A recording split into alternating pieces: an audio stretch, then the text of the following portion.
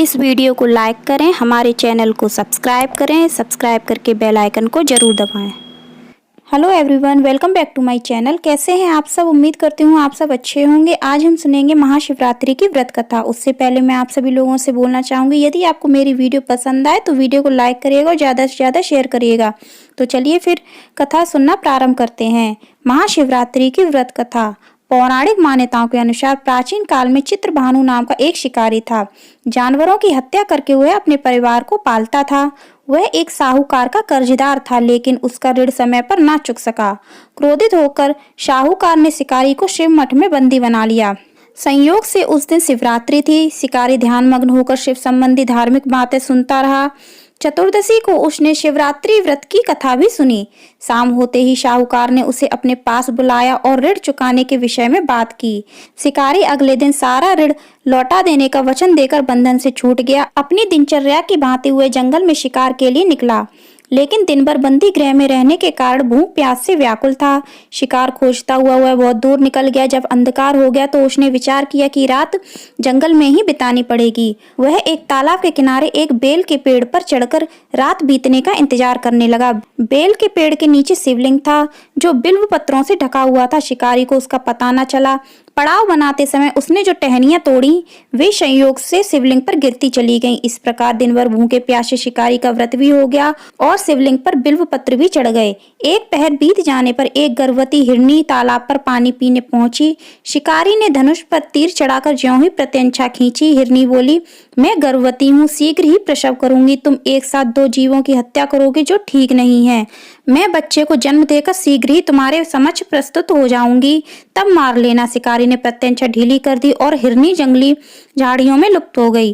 प्रत्यंचा चढ़ाने तथा ढीली करने के वक्त कुछ बिल्व पत्र अनायास ही टूटकर शिवलिंग पर गिर गए। इस प्रकार उससे अनजाने में ही प्रथम पहर का पूजन भी संपन्न हो गया। कुछ ही देर बाद एक और हिरनी उधर से निकली। शिकारी की प्रसन्नता का ठिकाना ना रहा। समीप आने पर उसने धनुष पर बाण चढ़ाया। तब उसने देखा कि हिरनी ने विनम्रता पूर्वक निवेदन किया कि हे शिकारी, मैं थोड़ी देर पहले ही ऋतु से निवृत्त हुई हूँ, कामातुर विरहिणी हूँ, अपने प्रिय की खोज में भटक रही हूँ। मैं अपने पति से मिलकर शीघ्र ही तुम्हारे पास आ जाऊंगी। शिकारी ने उसे भी जाने दिया। 2 बार शिकार को खोकर उसका माथा ठनका।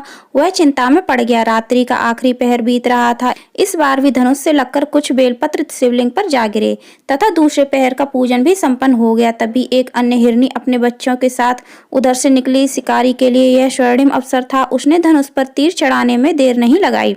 वह तीर छोड़ने ही वाला था कि हिरनी बोली, हे शिकारी, मैं इन बच्चों को उनके पिता के हवाले करके लौट आऊंगी, इस समय मुझे मत मारो। शिकारी हंसा और बोला, सामने आए शिकार को छोड़ दूं? मैं ऐसा मूर्ख नहीं। इससे पहले मैं 2 बार अपना शिकार खो चुका हूँ। मेरे बच्चे भूखे प्यास से व्यग्र हो रहे होंगे।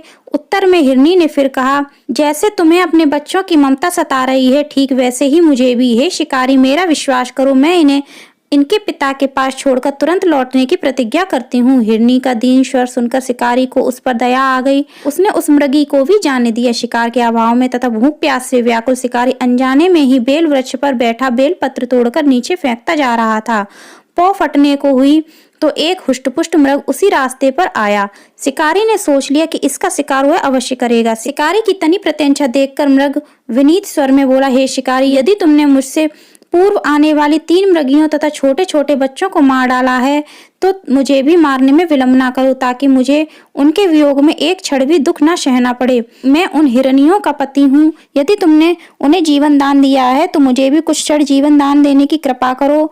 मैं उनसे मिलकर तुम्हारे समक्ष उपस्थित हो जाऊंगा। मृग की बात सुनते ही शिकारी के सामने पूरी रात का घटना चक्र घूम गया। उसने सारी कथा मृग को सुना दी।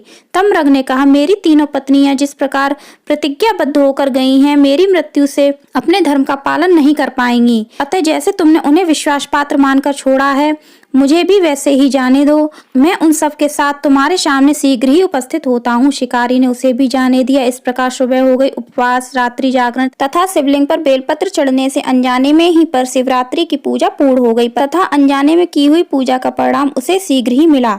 शिकारी का हिंसक हृदय निर्मल हो गया। उसमें भगवत शक्ति का वास हो गया। थोड़ी देर बाद वह मृग सपरिवार शिकारी के समक्ष उपस्थित हो गया ताकि वह उनका शिकार कर सके। किंतु जंगली पशुओं की ऐसी सत्यता, सात्विकता निर्ममता एवं सामूहिक प्रेम भावना देखकर शिकारी को बड़ी ग्लानि हुई।